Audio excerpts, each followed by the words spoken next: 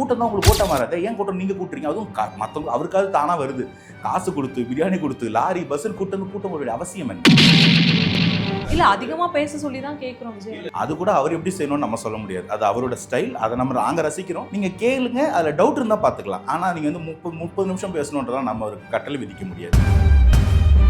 அவர் ஏஞ்சி வந்தும் கை காட்டக்கூடாது, ஜன்னல் திறந்தும் கை காட்டக்கூடாது, பேசவும் கூடாது. அந்த இடத்துல அப்படியே கொலு வச்ச பொம்மை மாதிரி உட்காந்து. இந்த வாட்டி விஜய் சார்னு ஒருத்தர் வராரு, மற்ற எல்லாரோட கொஞ்சம் பெட்டரான ஒரு கரிஷ்மா, ஒரு ட்ரஸ்டபிள் ஃபேஸ்னு போது அது ஆரம்பத்துலேயும் நல்லா இருக்கு. அது உங்கள் களத்தில் அவர் போகும்போது உங்களுக்கு ரொம்ப உங்கள் ரெக்வஸ்ட் கொடுத்து இவ்வளோ கூட்டம் வரும்னு சொல்லி நீங்கள் சொல்றீங்க. விஜய் சாருக்கு ஒரு அன்பு இருக்கு, ஒரு நட்சத்திரமா பார்க்கறாங்க. அந்த புரிதல் கூட ஒரு மாவட்ட தலைமை காவலருக்கு இல்லை. நான் அந்த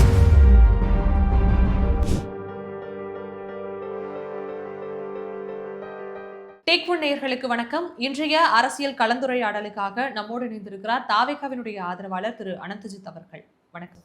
வணக்கம். தாவேகாவினுடைய இரண்டாவது சுற்றுப்பயணம் ரொம்ப அருமையாகவே முடிஞ்சிருது. இதற்கு பிறகு அந்த இரண்டாவது சுற்றுப்பயணம் நிறைவடைந்த பிறகு தாவேகாவினுடைய ஆதரவுகள் மற்ற கட்சியினுடைய தரப்புல இருந்தா இருக்கட்டும், மக்களுடைய தரப்புல இருந்தா இருக்கட்டும், எப்படி இருக்கு? இல்லை, ஆக்சுவலி இது ஆரம்பத்துல இருந்தே தாவேக்கான ஒரு வரவேற்பு ரொம்ப நல்லாவே இருக்கு. மக்கள் மத்தியில் வந்து இந்த ஒரு மாற்று அரசியலோட தேவை எப்பயுமே இருந்துகிட்டே இருக்கு.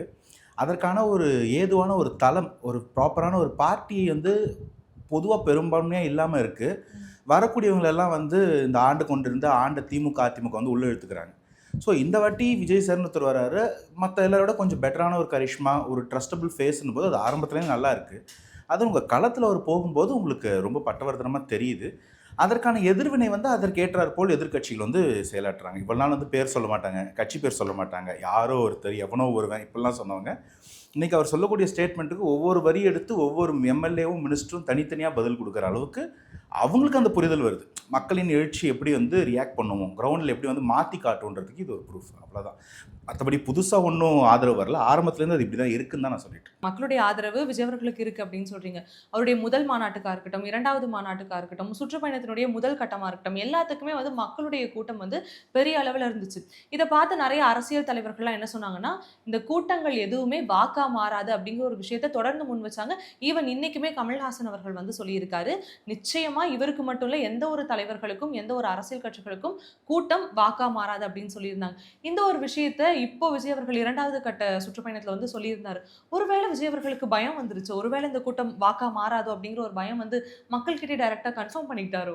இல்லை, ஆக்சுவலி விஜய் சார்ட்ட நான் வியக்கிற ஒரு விஷயம், நம்ம பேசக்கூடிய ஒரு சின்ன சின்ன யூடியூப் சேனல்லேருந்து, மீடியாவிலேருந்து பெரிய பெரிய தலைவர்கள் சொல்லக்கூடிய கருத்துக்கள், எதிர்வினைகள் எல்லாத்தையுமே வந்து நோட் பண்ணி அவர் பேசக்கூடிய இடத்துல அது எல்லாத்துக்கும் ஒருமித்தமாக பதில் சொல்லிடுறாரு.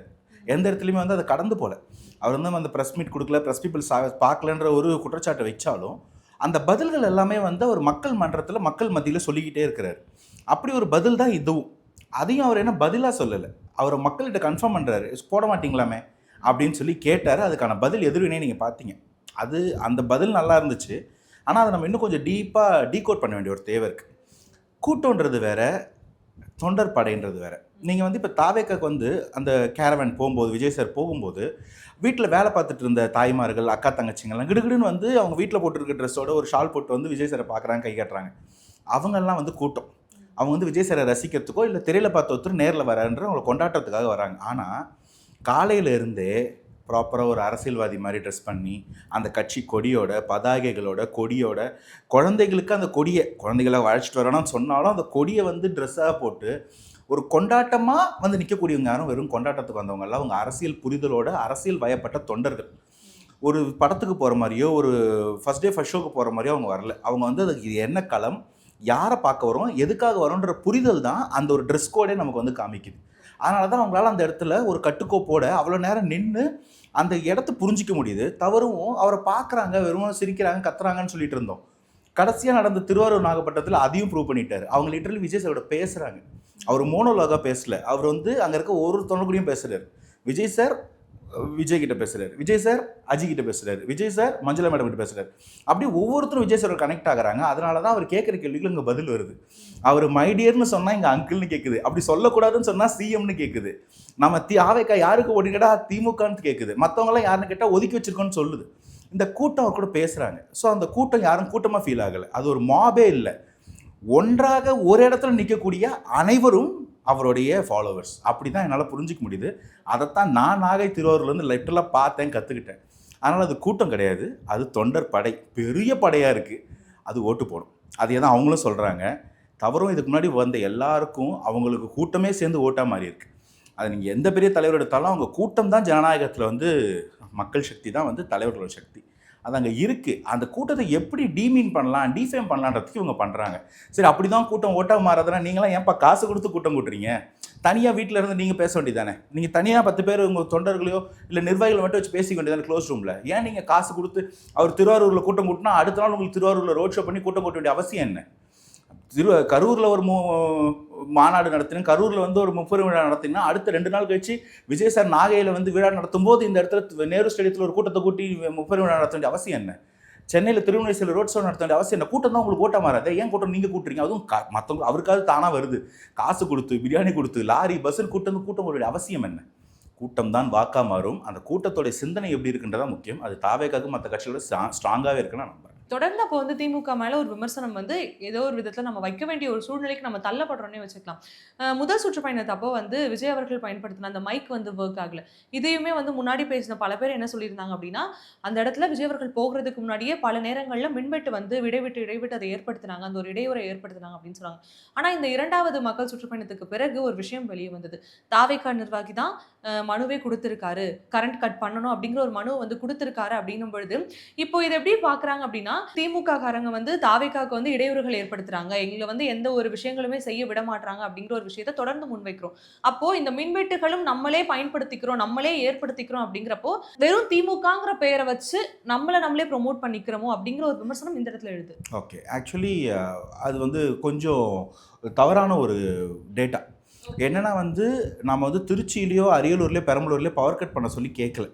ஏன்னா அந்த இடங்கள் வந்து பார்த்தீங்கன்னா ஹை வோல்ட் மின் லைன் இருக்கக்கூடிய இடம் கிடையாது.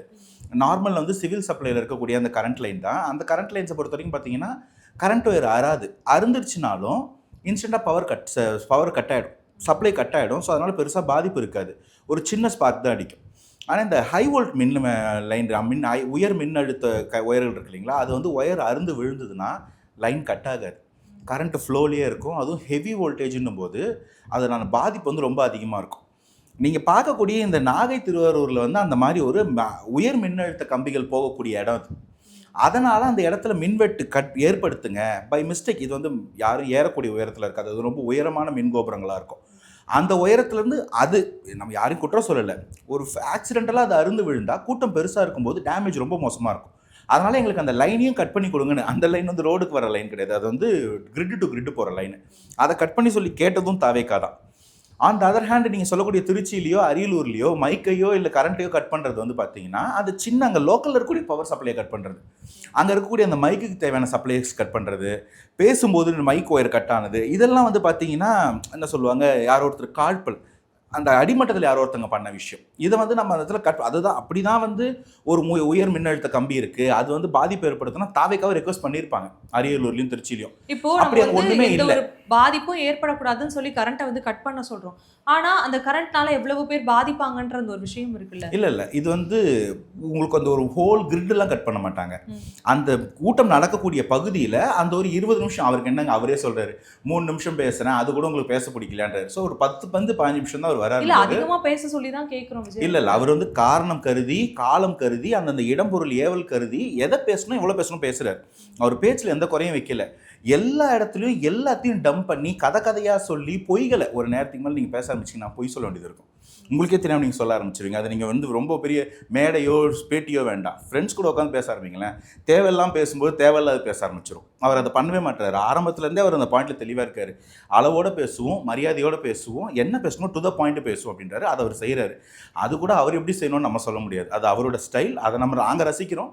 நீங்கள் கேளுங்க, அதில் டவுட் இருந்தால் பார்த்துக்கலாம். ஆனால் நீங்கள் வந்து 30 நிமிஷம் பேசணுன்றதான் நம்ம அவருக்கு கட்டளை விதிக்க முடியாது. அந்த அதர் ஹேண்ட் அந்த ஈவெண்ட் நடக்கக்கூடிய அந்த டைமில் தான் அந்த பவர் கட்லாம் நடக்கும். ஸோ அது வேற, இது வேற. இந்த இடத்துல அந்த உயர் மின் அழுத்தம் கூட்டம் இருக்கிறனால அந்த கூட்டம் இருக்கிற வரைக்கும் கொஞ்சம் கட் பண்ண சொல்லி கேட்டிருந்தோம்.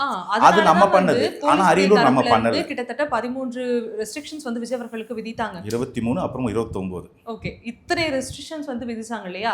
ஏன்னா இந்த மாதிரியான பிரச்சனைகள் நடக்குது அப்படிங்கிறது, ஏன்னா விஜய் அவர்களுக்கு வந்து ஒரு மிகப்பெரிய ஒரு மக்களுடைய அன்பு இருக்குன்னு வச்சுக்கலாமே. இதை வந்து நான் மறுக்கவே மாட்டேன், எங்கேயுமே நான் மறுக்க மாட்டேன். விஜய் அவர்களுக்கு மறுக்க முடியாத ஒரு மாபெரும் அன்பு இருக்கு.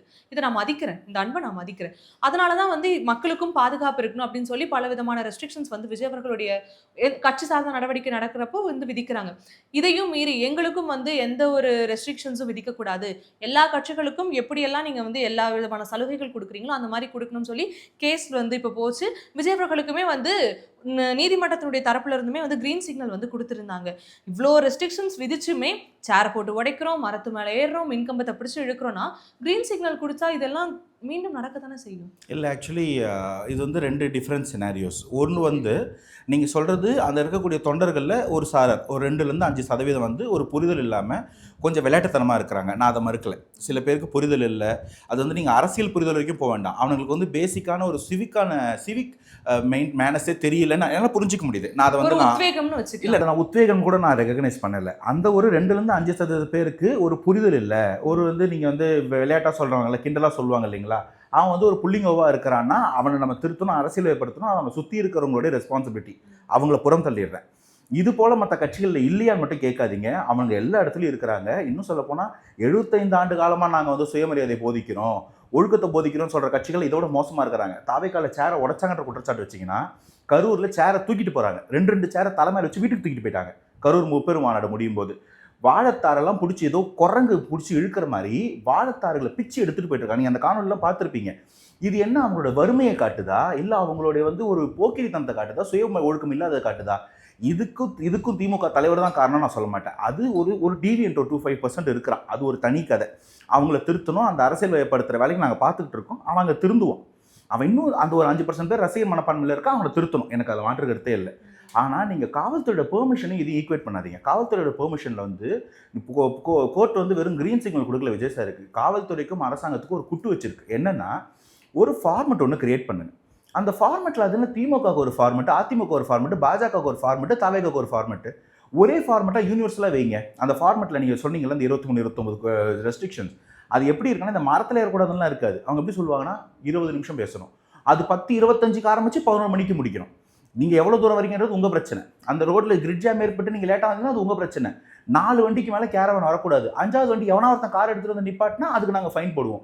ஒரு கோயிலுக்கு நிப்பாட்டு உள்ளே போய்ட்டு வந்தால் நான் பேலபிள் அஃபென்ஸில் ஃபைன் போடுவோம். இந்த மாதிரிலாம் வந்து மற்றவங்களுக்கு இல்லாத அளவுக்கு ஒரு நெருக்கடி ஒன்று ஏற்படுத்துறீங்க. அது தவறு. அவங்க என்ன சொன்னாங்கன்னா, நீ இல்லைங்க இவங்க வந்து குதிக்கிறாங்க ஓடுறாங்க, அப்போ அது எல்லாருக்கும் விதிங்க. யூனிவர்சலாக எல்லா கட்சிக்கும் பொருந்துற மாதிரி ஒரு ஃபார்மெட் ரெடி பண்ணுங்க. அந்த ஃபார்மெட்டில் கொண்டு வாங்க. இல்லைங்க பொது சொத்துக்கு குந்தகம் விளைகிறாங்க, ஒரு காஷன் டெபாசிட் கேளுங்க. நீங்கள் இந்த இடத்துக்கு ஈவென்ட் நடத்தணும்னா இவ்வளோ காஷன் டெபாசிட் கட்டணும். நீங்கள் பொது சொத்துக்களை டேமேஜ் பண்ணால் இதெல்லாம் எடுத்து கட்டிட்டு மீதி கொடுப்போம், இல்லையா எதுவும் பிரச்சனை இல்லை ரிட்டர்ன் பண்ணுவோன்னு சொல்லுங்கள். இதை தாவேக்காவே முன் வந்து கேட்குறாங்க. இந்த இடத்துல நீங்கள் சிவானந்தா சாலையில் நடந்த அந்த அஜித்குமார் அவர்களோட ஆர்ப்பாட்டமாக இருக்கட்டும், அதுலேயே தெளிவாக கேட்டிருந்தாங்க. அந்த இடத்துல அந்த இதை உடச்சிட்டாங்க, அந்த சின்ன பூ மாதிரி டிசைன் பண்ணி வச்சுருந்த அந்த பார்க் மாதிரி இருந்து உடச்சிட்டாங்கன்னு இப்போ தாவேக்கா தரப்பில் வந்து கேட்குறாங்க, நாங்கள் அதை சரி பண்ணி தரோம், அதுக்கு என்னன்னு சொல்லுங்கள், இல்லை நாங்கள் எவ்வளோ பே பண்ணோன்னு சொல்லுங்கன்றாங்க. மேயர் அவர்கள் தான் இல்லை அது ஒன்றும் வேண்டாம், அது மாதிரி நடக்காமல் பார்த்துக்கன்னு சொல்லி அந்த இடம் முடிஞ்சு. தானாக முன் வந்து இந்த இடத்துல ஒரு கூட்ட நெரிசல் ஏற்படும் போது அது ஒன்று முதல்ல போலீஸ் தான் அதை வந்து பேரிகேட்ஸ் போட்டாங்க, அவங்க போகாமல் பார்க்கணும். அதை தாண்டி மக்கள் போகிறாங்க இடிக்கிறாங்கன்னா அதுக்கு பே பண்ணவும் இவங்க தயாராக இருக்கிறாங்க. இதில் என்ன குற்றம் சொல்கிறீங்க? இப்போ நீங்கள் ஆட்சியில் இருக்கக்கூடிய திமுகவோட நிலைமையை நான் தெளிவாக சொல்லிட்டேன். நீங்கள் வந்து சேரை திருடிக்கிட்டு போகிறதோ இல்லை வந்து வாழைத்தாரை பிச்சுக்கிட்டு போகிறதோ தான் உங்களுடைய கோட்பாடுனா, அதை விட ஒன்றும் மோசமாக பண்ணிடல. தவறுவும் அவன் கொண்டாட்டத்தை அவனுடைய ரிஸ்க் எடுத்து அவன் பண்ணுறான். அதில் மற்றவங்களுக்கு அதை நான் ஆதரிக்கலை, இருந்தாலும் மற்றவங்களுக்கு பாதிப்பு இல்லை. ஆனால் ஒரு பொதுக்கூட்டத்தில் ஒரு போலீஸ் ஒரு பெண்மணியை வந்து நீங்கள் சீன்றதோ இல்லை வந்து ஒரு பிரியாணி கடைக்கு போயிட்டு ஒருத்தனை அடித்து சாப்பிட்டுட்டு பிரியாணி காசு தர மாட்டேன்னு சொல்கிறதோ இதெல்லாம் திமுக நடக்குது. திமுகவின் முதல்வர் போய் முன்னாள்களில் அவங்களுக்கு மன்னிப்பெல்லாம் கேட்டிருக்காரு பிரியாணி கடைக்காரர்கிட்ட. இது பெரு பிரச்சனையா, இல்லை ஒருத்த மரத்துல இருந்து அவன் தலைவர் உயரத்துலேருந்து பார்க்கறது பிரச்சனையா? மரத்துல ஏறதுனால மொத்த சமூகமும் கெட்டு போலையே. மாநாட்டுல கிரீஸ் தடவுறாங்க, அது நாங்க பண்ணது. அது தாவேக்கா இந்த பசங்க ஏறி உள்ள வராம இருக்கிறதுக்காக அது ஒரு தடுப்பா ஏற்படுத்த ட்ரை பண்ணா, அதுலயுமே நிறைய விபத்துகள் ஏற்பட வாய்ப்பு இருக்கு. பவுன்சர்ஸ் வந்து தொண்டர்களை தூக்கி போடுறாங்க, எனக்கு அதெல்லாம் புரியுது, கம்பத்துல ஏறாங்க, இது எல்லாமே அவங்களுக்கு பாதிப்பு. அதுதாங்க நான் இதை வந்து மொத்தமா சொல்லிட்டேன். அந்த 5% இருக்கான், அவனை நான் வந்து சப்போர்ட் பண்ணவே மாட்டேன். அவனை நாங்க திருத்துறோம். அவன் பக்கத்தில் இருக்கிற அண்ணன் தம்பி இதுக்கப்புறம் திருத்துவான், அப்படியே விட்டுற மாட்டான். ஆனால் அவனால் வந்து நீங்கள் வந்து சமூகத்தில் ஒரு சீர்கேடு, ஒரு பெண் பிள்ளைக்கு ஒரு அவதூறு, ஒரு கடைக்காரன் கடை வச்சிருக்கிற ஒருத்தருக்கு ஒரு இடையூறுன்னு ஏதாவது சொல்ல முடியுமா? முடியாது. அதை விட பெரும் பிரச்சனையே இங்கே நம்ம கண்டுக்கல. இந்த சின்ன பசங்க, நான் ஒத்துக்கிறவங்க சின்ன பசங்க, அவனுங்க கற்றுப்பான். 2 வருஷம் கழிச்சு இங்கே கேட்டால் பண்ண மாட்டான். அவன் ரொம்ப ரெஸ்பான்சிபிளான ஒரு பொலிட்டிஷியனாகவும் ஒரு சிட்டிசனாகவும் இருப்பான். அதை நோக்கி நாங்கள் போகிறோம். பட் அதை கண்ணில் காமிச்சிட்டு நீங்கள் பண்ணுற அநியாயத்தையும் ரவுடிசத்தையும் அக்கிரமத்தையும் பார்க்க முடியாது. சரி, இதை பண்ணக்கூடிய எல்லாருக்கும் ஒரு சேர ஒரே மாதிரி ரூல்ஸ் போட முடியாதுன்னு சொன்னால் என்ன நியாயம் தான் நாங்கள் கேட்குறோம். நான் கண்டிப்பாக அந்த 5% சப்போர்ட் பண்ணலை, அவங்கள நாங்கள் திருத்திக்கிறோம் தான் நான் சொல்கிறேன். பட் அதை விட மோசமானவங்க மற்ற இடத்துல இருக்கிறாங்க, நீங்கள் அவங்கள பாருங்கன்னு சொல்கிறேன். நம்ம முன்னாடியே பேசும்பொழுது வந்து இவ்வளோ நேரம் தான் பேசணும் அப்படிங்கிற மாதிரி சொல்லியிருந்தீங்களே, விஜய் அவர்களுக்கு வந்து காவல்துறையினர் வந்து முதல் கட்ட அந்த மக்கள் சந்திக்கும் பயணத்தில் 11 மணிக்கெல்லாம் தொடங்கணும் அப்படின்னு சொல்லியிருந்தாங்க. ஆனால் வந்து மக்கள் வந்து நிறைய இடையூறுகள் ஏற்படுத்தினாங்க, அதையும் ஒத்துக்கணும். இதை பேசும்பொழுது அந்த விஷயத்தையும் ஒத்துக்கணும். அவர் நோக்கி வரும்பொழுது மக்கள் இடையூறு ஏற்படுத்த அவர் ஸ்டார்ட் பண்ணுறதுக்கே 2 மணி ஆயிடுச்சு. இல்லை, அதில் என்ன பிரச்சனைன்னு பார்த்தீங்கன்னா, அந்த ஏர்போர்ட்லேருந்து மரக்கடைக்கு வரக்கூடிய தூரம் வந்து வெறும் 6 கிலோமீட்டர் தூரம் தான். நீங்கள் சாமானியமாக ஒரு பைக்லேயோ கார்லேயோ வந்தீங்கன்னா 5 நிமிஷம் 10 நிமிஷம் பெறாத தூரம் அது. நீங்கள் இந்த மாதிரி ஒரு கான்வேயில் வந்தீங்கன்னா கூட 15-20 நிமிஷம் போதும். 9:45க்கு ஒரு ஏர்போர்ட்டில் வெளில வந்துட்டார். 10:25க்கு தான் இங்கே வந்து மரக்கடைக்கு வர வேண்டியது. 50 நிமிஷம் நம்ம கையில் இருக்குது. ரோடு இவங்க ஃப்ரீ பண்ணி வச்சுருந்தாங்கன்னா அவங்க சொன்னதுக்கு முன்னாடியே அந்த இடத்துக்கு வந்திருப்பாங்க. 10:25க்கு ஆரம்பித்து 11 மணிக்கு முன்னாடி முடிச்சு அவர் அரியலூர் போயிருப்பார், குன்னமும் போயிருப்பார், பெரம்பலூரும் போயிருப்பார். அந்த ஷெட்யூல் வந்து உடஞ்சிருக்காது. ஆனால் அந்த ரோடை சீல் பண்ணலை, போலீஸ் சீல் பண்ண விட்டுட்டாங்க. அந்த ரோடுக்குள்ளே பொதுமக்களும் வந்துட்டாங்க, பொதுமக்களோட வாகனமும் வந்துருச்சு.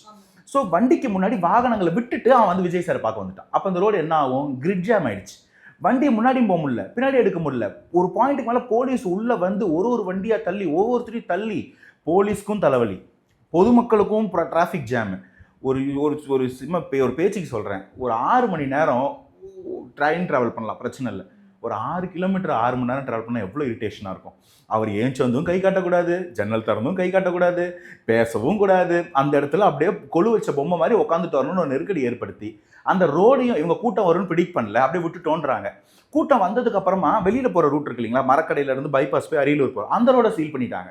கூட்டம் முடிஞ்ச 10 நிமிஷம் 2:30 ஆரம்பிச்சாரு, 3 மணிக்கு முடிச்சாரு, 3:10க்கு பைக் பாஸ் ஏறிடுச்சு வண்டி. இதை சீல் பண்ண தெரிஞ்ச போலீஸ்க்கு வேற வண்டிங்கெல்லாம் வராம பால் பண்ணிக்கு முன்னாடி டைவர்ட் பண்ணாங்க. அதை ஏங்க நீங்க ஏர்போர்ட்லேருந்து மரக்கடைக்கு பண்ணலை? கேட்டால் கூட்டம் வரும் தெரியாது. இந்த லட்சத்தில் தான் நம்ம இன்டெலிஜென்ஸ் இருக்கு. இவங்க ஒரு ரெக்வஸ்ட் கொடுத்து இவ்வளோ கூட்டம் வரும்னு சொல்லி நீங்கள் சொல்றீங்க, விஜய் சாருக்கு ஒரு அன்பு இருக்குது, ஒரு நட்சத்திரமாக பார்க்க வராங்க. அந்த புரிதல் கூட ஒரு மாவட்ட தலைமை காவலருக்கு இல்லைன்னா அந்த இடத்துல என்ன பிரச்சனை வரும்ன்றது. அப்போ அந்த கூட்டத்துக்கு யார் காரணம்? போலீஸோட மிஸ்மேனேஜ்மெண்ட். அதனால எல்லாருக்கும் இன்கன்வீனியன்ஸ். நான் சொல்றது விஜய் சாருக்கு இறங்கி களத்தில் இறங்கி க்ளீன் பண்ண போலீஸ்கார் யார்? Constable, head constable, SI. ஆனால் ஆர்டர் போட்டவர் யார்? எங்கேயோ உட்காந்துருக்கு ஐபிஎஸ். அவர் ஒரு தப்பான ஜட்மெண்ட் எடுக்கும்போது எவ்வளோ பேருக்கு வேலை பாருங்க. பப்ளிக்கு ரோட்ல நிற்குது. இங்கே காலைல 6 மணிக்கு வந்து நின்று இருக்காங்க மரக்கடையில், 10:30 மணி 11 மணிக்கு முடியும் கிளம்பலான்னு. அது 3 மணி வரைக்கும். ஆனால் வெயிலில் தலை சுத்தல், மயக்கம், அதுக்கும் எந்த பேக்கப்பும் இல்லை. தாவேக்கா 4 ஆம்புலன்ஸ் ஆர்கனைஸ் பண்ணி அதுக்குள்ளே ஓஆர்எஸ் குளுக்கோஸ் வச்சிடணும், தீந்து போச்சு. தண்ணியும் குளுக்காண்டியும் கிடைக்கல, ஓடுறானுங்க பசங்க, தாவேக்கா பசங்க. கடைகளில் எவ்வளோ இருக்கும்? கடையும் சின்ன கடை, சத்திரம் பேருந்து நிலையமாக நிறைய கடை இருக்கும், இங்கே கடையும் கம்மி. தண்ணியே ஒரு நேரம் பத்தாம ஆம்புலன்ஸில் உட்காந்து ட்ரீட் பண்ணிட்டு இருந்த மேல் நர்ஸு தலை சுத்த ஆரம்பிச்சிருச்சு. இந்த பிரச்சனைகள்லாம் யார் காரணம்னு பார்த்தீங்கன்னா அந்த ரோடை சீல் பண்ணியிருக்கலாம். ஒரு 9 மணிக்கு சீல் பண்ணி 11 மணிக்கு ஓப்பன் பண்ணி விட்டுருந்தா யாருக்குமே எந்த டேமேஜும் இல்லை. தாவேக்காவோட அந்த ஷெட்யூலும் உடஞ்சிருக்காது. முத நாளே 4 இடத்துல பிளான் பண்ணி 2 இடத்துக்கு போகிற மாதிரி ஆச்சு. இப்போ இதுக்கும் தாவேக்கா குத்த சொல்ல வருமோன்னு கொஞ்சம் பிளான் பண்ணி கொடுங்கன்னாங்க. அந்த கூட்டத்தை புரிஞ்சுக்கிட்டு 2ஆம் நாள் கரெக்டாக பிளான் பண்ணுறாங்க. இவங்களும் ஒரு இடத்த குறைச்சிக்கிறாங்க, 2 இடம் முடிக்கிறாங்க. சாயங்காலம் 5 மணி 6 மணிக்கெலாம் முடிச்சுட்டு அவர் கிளம்புறாரு. அதைத்தானே நாங்களும் கேட்குறோம். மற்றவங்களுக்கு பண்ணுறத எங்களுக்கு நாங்கள் சுமூகமாக பண்ணுறதுக்கு ஒரு வாய்ப்பு கொடுங்கன்னு தான் நாங்கள் கேட்குறோம். அப்போ வந்து காவல்துறையினுடைய தரப்புல இருந்தும் சரியான வழிகாட்டு நெறிமுறைகள் இல்லை. அந்த இடத்த அவங்க ப்ரிடிக்ட் பண்ணலன்றாங்க.